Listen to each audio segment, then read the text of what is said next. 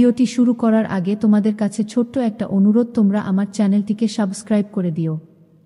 তো চলো বন্ধুরা, এবার আসল ঘটনাটি শুরু করি। বিয়ের 7 মাস কেটে গেছে, কিন্তু সেই স্বপ্নময় জীবনের জায়গায় এখন একাকিত্ব, নিঃসঙ্গতা আর একরাশ অজানা ভাবনার ছায়া এসে ঢেকেছে আমার শ্বশুরবাড়ির চারপাশ। আমি জানতাম না, বিয়ের অল্প কিছুদিন পরই আমার স্বামী বিদেশ চলে যাবে। জানলে হয়তো আমি এই বিয়েটা করতাম না, কারণ এই বাড়িতে শ্বশুর শাশুড়ি কেউ নেই, নেই কোনো আত্মীয় স্বজনের আনাগোনা, কেবল আমি আর ঘরের দেয়ালে ঝুলে থাকা কিছু ফ্রেমের হাসি। স্বামী যখন জানাল সে বিদেশ যাবে এবং আমায় একা রেখে যাবে এই নির্জন বাড়িতে, তখন আমার খুব ভয় হয়েছিল। আমি তাকে বলেছিলাম, ছোটখাটো একটা ব্যবসা শুরু করো, তুমি যদি আমার পাশে না থাকো তাহলে এ বাড়িতে আর তো কেউ নেই, কিভাবে থাকব? কিন্তু সে একগুঁয়ে ছিল, বলল, এই দেশে কষ্ট করে বড় কিছু করা যায় না, আমি বিদেশে গেলে অনেক ইনকাম করতে পারব, আমাদের ভবিষ্যৎ অনেক সুন্দর হবে। আমি চুপ করে গিয়েছিলাম, তবে তার চোখে ছিল কিছুটা আক্ষেপ আর কিছুটা স্বপ্ন। সেই সময় সে আমাকে আশ্বস্ত করল, তোমার চিন্তা করতে হবে না, তুহিন তো তোমার ছোট ভাই, সে আমাদের বাড়িতে এলে এ বাড়ির খেয়াল ও তোমার দেখাশোনা করতে পারবে। তাকে এখানে রেখে দাও, তুমি ওকে একটা স্কুলে ভর্তি করিয়ে দিও, সে এখানে থেকে লেখাপড়া করবে আর তোমাকে দেখাশোনাও করতে পারবে। আমি প্রথমে দ্বিধায় পড়ে গিয়েছিলাম, তুহিন তো এখনো ছোট, ক্লাস 9-এ পড়ে, কিন্তু আমার মনের ভিতরে ভয় আর নিঃসঙ্গতার যে অন্ধকার, সেটা এতটাই ভারী ছিল যে শেষ পর্যন্ত আমি বাবাকে ফোন করে সব জানালাম। বললাম, বাবা, তুহিনকে কিছুদিনের জন্য আমার শ্বশুরবাড়িতে পাঠিয়ে দাও, আমার স্বামী বিদেশ যাচ্ছে, ও বিদেশ চলে গেলে বাজার সদাই আর বাড়ির খেয়াল কে রাখবে? তুহিন থাকলে একটু সাহস পাব। বাবা এক মুহূর্ত থেমে বলল, তুই তো জানিস তুহিন ছোট, তাও যদি তুই মনে করিস ওর থেকে তুই সাহস পাবি, তাহলে ওকে পাঠিয়ে দিচ্ছি। তারপরই ঠিক হয়ে গেল। আমার স্বামী যাওয়ার 3 দিন আগে তুহিন আমাদের বাড়িতে চলে এল, হালকা ব্যাগ বইখাতা আর চোখে কিছুটা কৌতূহল, কিছুটা দায়িত্ববোধ নিয়ে সে ঢুকল বাড়িতে। আমাকে দেখে বলল, আপু, আমি আছি, তুমি কোনো চিন্তা করো না। দুলাভাই যাক, তুমি চিন্তা করো না, বাজার করা থেকে শুরু করে ঘরের সব কিছু আমি সামলাবো, তুমি শুধু আমাকে বলো কি দরকার। আমি তার এই আত্মবিশ্বাস দেখে অবাক হয়েছিলাম, আর একটু হাফ ছেড়ে বেঁচেছিলাম। তারপর 3 দিনের মধ্যেই আমার স্বামী বিদেশ চলে গেল। ভোরবেলা বাসস্ট্যান্ডে ওকে বিদায় দিয়ে এসে আমি আর তুহিন পাশাপাশি হাঁটছিলাম, যেন জীবনের নতুন এক অধ্যায় শুরু হচ্ছে। প্রথম 2-3 দিন সবকিছু বেশ স্বাভাবিক লাগছিল। তুহিন নিয়ম করে স্কুলে যায়, এসে আমার জন্য কিছু বাজার করে আনে, ঘরের কাজেও সাহায্য করে।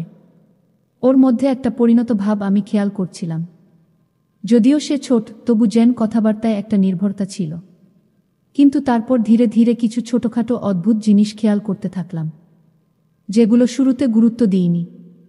যেমন ঘরের দরজাগুলো একটু খোলা থেকে যায়, আমার ব্যবহৃত জিনিস একটু এদিক ওদিক, কিংবা তুহিন মাঝে মাঝে অদ্ভুতভাবে তাকিয়ে থাকে আমার দিকে।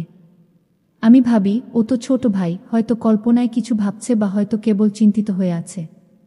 কিন্তু আমার মনে এক অজানা অস্বস্তি বাসা বাঁধছিল, যা আমি ঠিক ধরতে পারছিলাম না। হয়তো নতুন নতুন বাড়িতে আসার জন্য। তবে একদিন এমন কিছু ঘটল যেটা আমাকে বাধ্য করল ভাবতে, তুহিনের এই বাড়িতে আসা কি শুধু আমার দেখাশোনা করার জন্য, নাকি এর আড়ালে লুকিয়ে আছে কোনো অদৃশ্য রহস্য? স্বামী যখন বিদেশ পাড়ি জমাল, তখন মনের ভেতরটা এক অদ্ভুত শূন্যতায় ডুবে গেল, যেমন কেউ হঠাৎ পায়ের নিচ থেকে মাটি সরিয়ে নেয়। বাড়ির প্রতিটি দেয়ালে, জানালায়, এমনকি রান্নাঘরের টিনের ছাদের শব্দেও নিঃসঙ্গতার ছায়া বসেছিল। কিন্তু তুহিন ছিল বলে সাহস পেয়েছিলাম, কারণ ও বলেছিল, আপু, তুমি একা নও, এ বাড়িতে আমি আছি, যতদিন দুলাভাই না আসে আমি এই বাড়িতেই থাকব। আমি ওর কথায় ভরসা পেয়েছিলাম, স্কুলে ভর্তি করিয়ে দিয়েছিলাম। ক্লাস 9-এ ওর নতুন যাত্রা শুরু হয়েছিল। দিনে স্কুল, বিকেলে বাজার আর রাতে বই নিয়ে বসে পড়া, সবকিছু বেশ নিয়মমাফিক চলছিল। কিন্তু কদিন না যেতেই একটা অদ্ভুত পরিবর্তন চোখে পড়ল। তুহিনের কথাবার্তা কেমন যেন গম্ভীর হয়ে গেল, ওর চোখে মুখে ছিল এক ধরনের অস্বস্তি, চিন্তার ছাপ। একদিন হঠাৎ সে বলল, আপু, আমি তো আসলে শুধু দুলাভাই যাওয়ার সময় তোমাকে সাহস দিতে এসেছিলাম, যাতে তোমার কোনো চিন্তা না হয়। এখন তো উনি চলে গেছেন, আমি বাড়ি চলে যাই। আমি থমকে গিয়েছিলাম, বললাম, তুই তো নিজেই বলেছিলি যতদিন দুলাভাই আসবে না ততদিন তুই থাকবি, এই বাড়ির খেয়াল রাখাবি। এখন হঠাৎ করে চলে যেতে চাস কেন? তুহিন একটু চুপ করে রইল।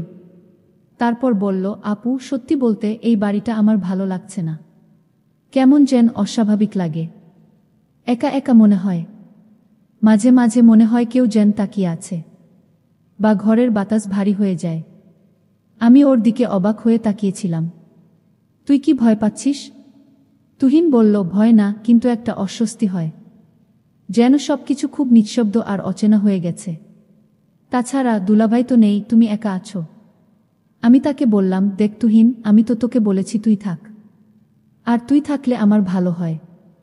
তুই যদি এই বাড়িতে না থাকিস তাহলে এ বাড়ির দেখাশোনা কে রাখবে?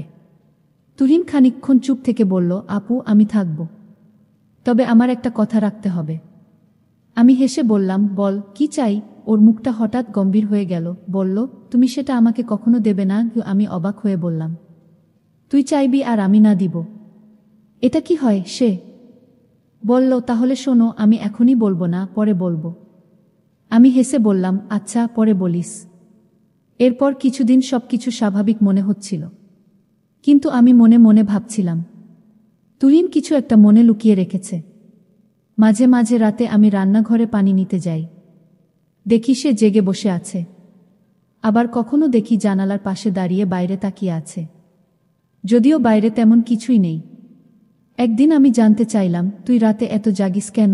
তুহিন একটু চমকে গিয়ে বলল, ঘুম আসছিল না আপু। আমি আর কিছু বলিনি। কিন্তু এরপর একটা দিন এল, যেদিন ও আমার মুখোমুখি হয়ে বসল এবং বলল, আপু, তুমি বলেছিলে আমার কথা রাখবে, তাই না? আমি বললাম, হ্যাঁ, বল। ও বলল, তুমি আগে কথা দাও, রাগ করবে না? আমি একটু অবাক হলেও বললাম, আচ্ছা, রাগ করব না। তখন ও বলল, তুমি দুলাভাইকে অনেক ভালোবাসো, তাই না? প্রশ্নটা শুনে আমি একটু থমকে গেলাম। তারপর বললাম, হ্যাঁ, স্বামীকে তো ভালোবাসতেই হয়। তুহিন মাথা নিচু করে বলল, আমি জানি তুমি আমাকে সবসময় একজন আপনজনের মতোই দেখো, কিন্তু আমি একা এই বাড়িতে থাকতে থাকতে অনেক বিষয় নিয়ে দ্বিধায় পড়ে গেছি, যেগুলো হয়তো ঠিক না, কিন্তু আমি চাইলেও ধারণা থেকে নিজেকে সরাতে পারছি না। আমি গম্ভীরভাবে বললাম, তুই এখনই নিজেকে সামলে নে। তুই তো আমার ছোট ভাইয়ের মতো, আমাদের সম্পর্ক পবিত্র। তুই তো আমাকে ভুলভাবে ভাবতে পারিস না। তুহিন মাথা নিচু করে চোখ মুছল, বলল, আমি চেষ্টা করছি নিজেকে সামলাতে। মাঝে মাঝে দুলাভাইয়ের ঘরটা দেখে খুব শূন্য লাগে। আমি ওর পাশে বসে বললাম, দেখ তুহিন, আমাদের সম্পর্ক যেন সবসময় বিশ্বাস আর সম্মানের থাকে, এটাই সবচেয়ে জরুরি। কি সেদিন রাতটা সে নিজের ঘরে একা কাটাল। পরদিন আমি দেখলাম সে খুব নীরব হয়ে গেছে। স্কুলে গেলেও চুপচাপ, আমার সাথেও কম কথা বলে। বুঝতে পারছিলাম ওর মধ্যে একটা মানসিক দ্বন্দ্ব চলছে, কিন্তু আমি বুঝতে পারছি না তার মানসিকতা কি। তবে একদিন হঠাৎ সে আমার সামনে একটা পুরনো চিঠি নিয়ে এলো। বলল, আপু, এই চিঠিটা আমি তোমার আলমারির নিচে পেয়েছি। আমি অবাক হয়ে চিঠিটা খুললাম। সেটা আমার শ্বশুরের লেখা, যেখানে লেখা ছিল, এই বাড়িতে একটি পুরনো অভিশাপ আছে যা প্রতি পুরুষ প্রজন্মে ফিরে আসে। এই ঘরের কেউ দীর্ঘদিন একা থাকতে পারে না। কিছু অদ্ভুত ঘটনা ঘটতে থাকে, যা মানুষকে মানসিকভাবে দুর্বল করে ফেলে। আমি চিঠিটা পড়ে কাঁপতে শুরু করলাম।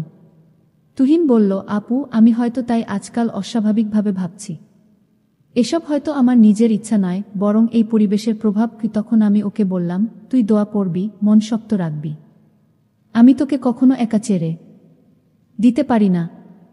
সেই মুহূর্তে ভাবলাম, তুহিনের কথার পেছনে হয়তো শুধু মানসিক দ্বন্দ্ব নয়, এই বাড়ির এক গভীর রহস্যও জড়িত। সেদিন সন্ধ্যাবেলায় স্কুল থেকে ফিরে তুহিন সরাসরি নিজের ঘরে চলে গেল। প্রতিদিন যেমন হাসি খুশি ছিল, স্কুলের গল্প শোনায়, সেদিন তার কিছুই ছিল না। দরজা খোলা রেখেই সে বিছানায় শুয়ে পড়েছিল। আমি তখন রান্নাঘরে নাশতা বানাচ্ছিলাম। হঠাৎ মনে হলো, আজ যেন অদ্ভুত একটা নীরবতা পুরো বাড়ি জুড়ে, কেমন যেন থমথমে। আমি ওর ঘরের দরজায় দাঁড়িয়ে বললাম, তুহিন, কি রে, আজকে এত চুপচাপ কেন? শরীর খারাপ লাগছে? তুহিন চোখ বন্ধ করে হালকা স্বরে বলল, হ্যাঁ আপু, শরীরটা খুব খারাপ লাগছে, বিশেষ করে মাথাটা ভয়ানক ব্যথা করছে।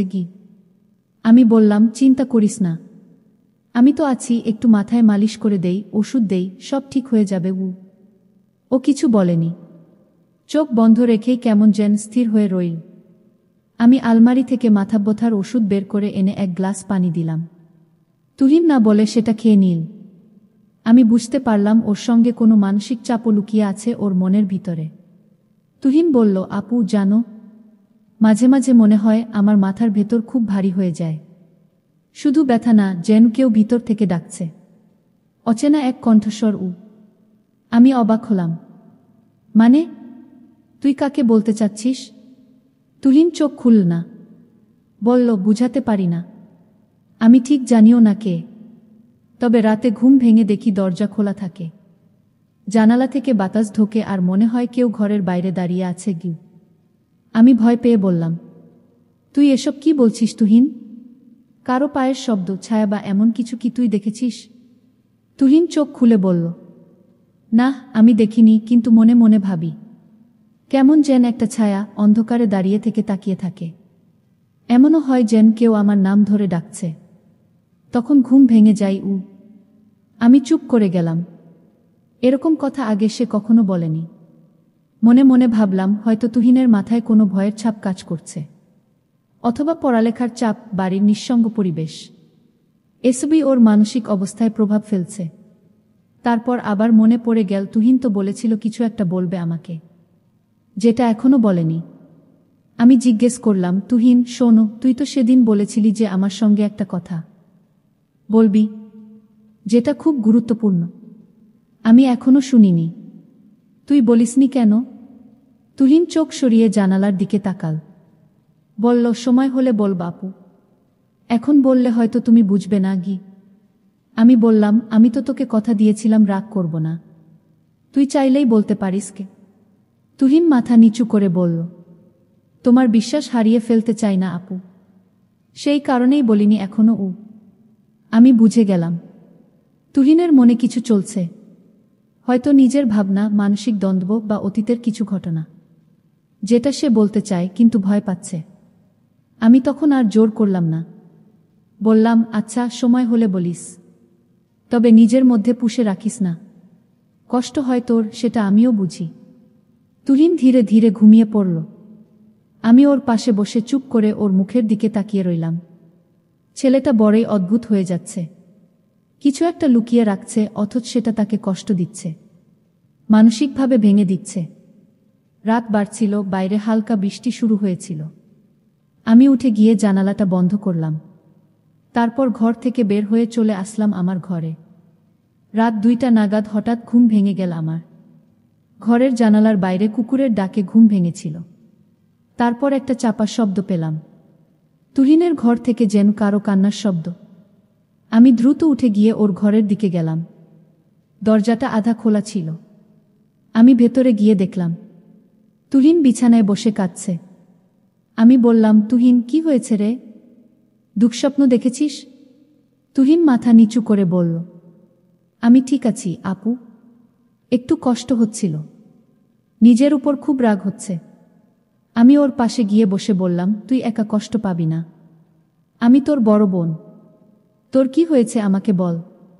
তুহিন আমার দিকে তাকিয়ে হালকা হাসল, তবে সেই হাসিতে ব্যথা লুকিয়েছিল। সে বলল, আপুর মতো কেউ পৃথিবীতে নেই, যাকে সব বলা যায়, কিন্তু সব বলা যায় না বলেই সবচেয়ে কাছের মানুষটাকেই কষ্ট দিই। আমি চুপ করে ওর কথা শুনলাম। যাই হোক, তুই তো জানিস আমি তোকে কত ভালোবাসি। আমি জানি আপু, তুমি আমার মায়ের মতো, তুই আমার ভাইয়ের মতো। তুহিন চোখ বন্ধ করল, বলল, এই কথাটাই সবচেয়ে বেশি শক্তি দেয়, আবার কষ্ট দেয়। আমি তখন বুঝে গিয়েছিলাম তুহিনের মনের ভেতরে এক ধরনের দোটানা চলছে। সময় হলে সে নিজেই বলবে, কিন্তু আপাতত ওকে সাহস আর আশ্বাস দিয়েই পাশে থাকতে হবে। নিচের তুহিনের কষ্টের গভীরতা বুঝতে পেরে আমি ওর পাশে বসে আর কিছু বললাম না। আমার বিশ্বাস ও একদিন নিশ্চয়ই আমাকে সব বলবে, যখন নিজের সাহস জোগাতে পারবে। আপু, আসলে আমি তোমাকে যে কথাটি বলতে চেয়েছিলাম সেটি হলো, আমি বাড়িতে থেকে চলে যেতে চাইছিলাম না। আমি বাড়িতে থেকে চলে যাওয়ার অভিনয় করছিলাম। আমি তোমাকে পরীক্ষা করেছিলাম যে তুমি আমার বড় বোন, কতটা আমাকে খেয়াল রাখো। কিন্তু আপু, আমি একটা বিষয় বুঝতে পারলাম, আসলে আমি তোমাকে কোনো কথাই বলতে চাই না। এটা আসলে আমি এমনি বলেছিলাম, দেখি তুমি কি কর।